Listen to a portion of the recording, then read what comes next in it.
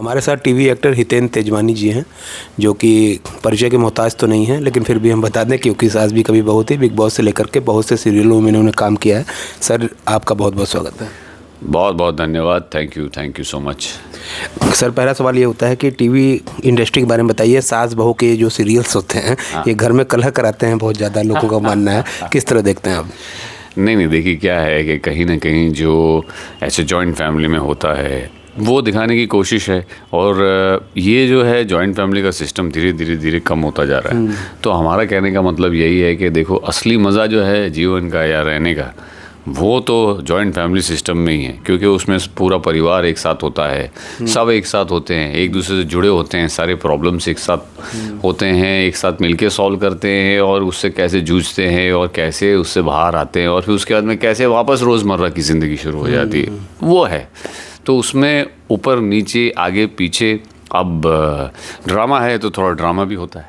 OTT तो देखा जाए तो IPL की तरह है। जैसे IPL में खिलाड़ी को इतने ज़्यादा मौके मिल रहे हैं, वैसे OTT है, हर लोगों को ज़्यादा मौका मिल रहा है, चांसेस मिल रहे हैं। OTT से कितना प्रभावित हुआ है टेलीविज़न इंडस्ट्री जो सीरियल्स के? प्रभावित ये हुआ है कि अब लोगों को ये हो गया है कि अगर OTT इतने अच्छा कंटेंट दे रहा है और इतनी अच्छी चीज़ें लेके आ रहा है, इन अदर वर्ड्स या एक संदर्भ में कहें कि रियल स्टोरीज़ जो कनेक्ट करती हैं, तो वो अब लिखाई थोड़ी और अच्छी हो रही है कि हम वैसा करें कि जैसे अगर भोपाल की स्टोरी है तो वो भोपाल में आके शूट करते हैं। टीवी वाले लोग भी आते हैं। बनारस के तो बनारस में, मैंने बनारस में 2 शो किए हैं, गंगा किया, गुप्ता ब्रदर्स किया। हम यहाँ आके शूट करके गए क्योंकि यहाँ की कहानी थी, तो यहाँ शूट करके गए। पूरा यहाँ शूट करना मुमकिन नहीं है क्योंकि टेलीकास्ट के हिसाब से, तो वहाँ बाकी का तो, पर अगर सारे घाट दिखाने हैं, गंगा मैया दिखाना है कि गंगा किनारे हैं, तो हम वो सब यहाँ शूट करके जाते हैं, तो रियल लगता है। तो लोग जो हैं यहाँ पे भी देखने वाले बोल सकते हैं कि हाँ बराबर, ये तो 80 घाट है या जो भी घाट है। आप साफ़ सुथरी छवि के व्यक्ति हैं, लेकिन OTT में क्या होता है कि गालियाँ वगैरह, अश्लीलता बहुत ज़्यादा परोसी जाती है, और ऐसे लोगों को पता नहीं क्यों दर्शक भी पसंद करते हैं। नहीं, बात ऐसी है कि जो रियल है, जहाँ एक्चुअली होता है, जब आप सुनते हैं, आप जब जाते हैं तो लोग इसी तरह से बात करते हैं, तो वो जो डायलॉग और जो लिखाई है वो भी ओरिजिनल रखने की कोशिश की जाती है OTT में, जहाँ तक हो सके। कुछ हैं जहाँ ज़बरदस्ती यूज़ करते हैं, वो मैं बोलता हूँ कि हाँ, वो नहीं करना चाहिए, बट जो रियल है वो दिखाना ही पड़ेगा। अगर यहाँ पे दिखा रहे हैं जैसे अस्पताल में है, तो अस्पताल में जो लोगों से बात करते हैं वो तरीका अलग है, लेकिन ये लोग जब आपस में बात करते हैं वो किस तरह से बात करते हैं, वो तरीका जो होता है वो भी लोगों को देखना है, और वो लोग जिन्होंने देखा है वो बोलते हैं आप बराबर है यार, ये ऐसी ही बात करते हैं। बिल्कुल सही बता रहे हैं ये। बिग बॉस के बारे में क्या कहेंगे? बिग बॉस किस तरह का कार्यक्रम है और कैसा सर रहा उसमें आपका सफ़र? मेरा सफ़र तो बहुत अच्छा रहा है। मुझे तो मतलब मुझे बहुत मज़ा आया। मुझे एक बार एक्सपीरियंस करना था कि 4 दीवारी में बंद और इतने सारे लोगों के बीच में क्या होता है, कैसे हो सकता है। बाकी ये है कि देखिए, लोगों को एंटरटेनमेंट देना है, लोगों को एंटरटेन करना है, तो डेफिनेटली कुछ ना एक एंटरटेनमेंट का माध्यम है। कुछ लोगों को लड़ाई झगड़े उसमें पसंद आते हैं तो वो ज़्यादा होते हैं, कुछ लोगों को वो नहीं पसंद आते हैं, सीधे लोग पसंद आते हैं जैसे मेरी तरह, तो वो भी पसंद करते हैं लोग। तो वो एक एंटरटेनमेंट है। आप एक सफल अभिनेता के तौर पे रहे हैं, स्ट्रगलर्स को क्या सलाह देंगे जो स्ट्रगल कर रहे हैं माया नगरी मुंबई में और बाकी जगहों पे भी?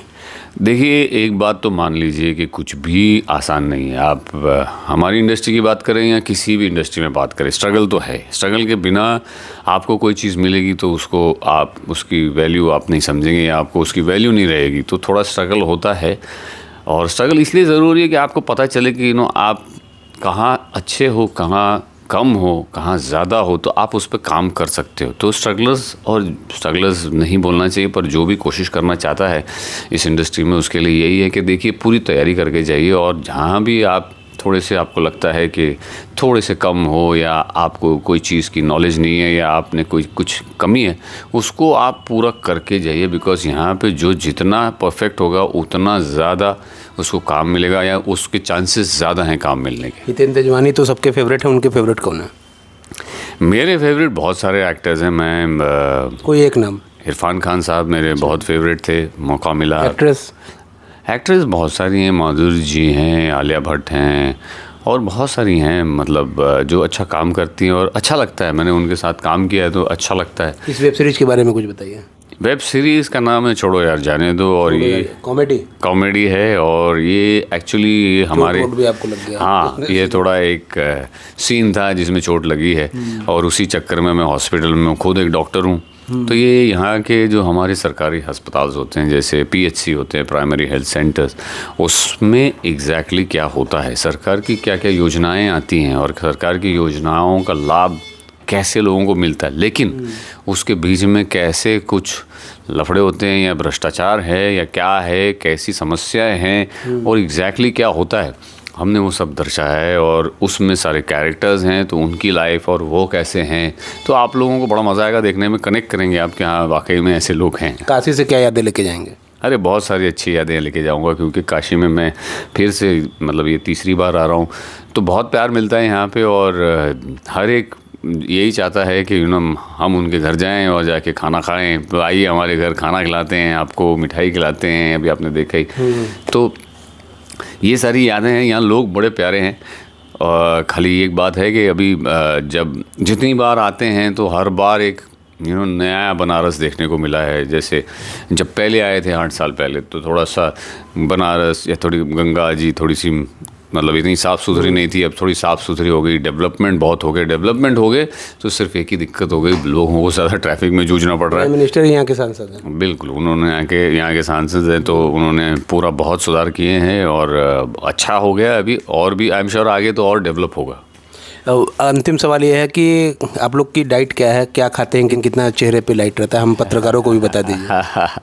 देखिए क्या है कि आपकी अपनी बॉडी है, आपको इतने जब आप बचपन से लेकर समझिए ये उम्र तक आपको ये अंदाज़ा तो हो जाता है कि आपकी बॉडी को क्या सूट करता है और क्या सूट नहीं करता, क्या खाने से आपको वज़न बढ़ जाएगा। तो सबसे पहली बात तो ये है कि जो शुगर है वो हम सब के लिए हानिकारक है, हमें किसी भी तरह से शुगर को अपनी लाइफ से निकाल देना चाहिए। और गुड़ यूज़ करें, वो भी लिमिटेड मात्रा में, ऐसा नहीं है कि भाई अब बोलें कि भाई हम गुड़ का एक पूरा चक्का ही डाल देंगे और चाय पियेंगे, वो भी नहीं है। तो हम स्वीट्स नहीं खाते हैं, चावल वगैरह ये सब थोड़ा सा लिमिट में खाते हैं। और जैसे फॉर एग्जांपल गेहूं है, अभी गेहूं की रोटी वो भी नहीं खाते हैं, तो बाजरा खाते हैं, नाचनी खाते हैं, राजगीरा, जवार, तो मिलेट्स जो हैं वो पसंद करते हैं जिसमें थोड़े से ग्लूटेन नहीं होता। हितेन तेजवानी जी, आप हमारे शो में हैं, बहुत बहुत धन्यवाद। Thank you so much.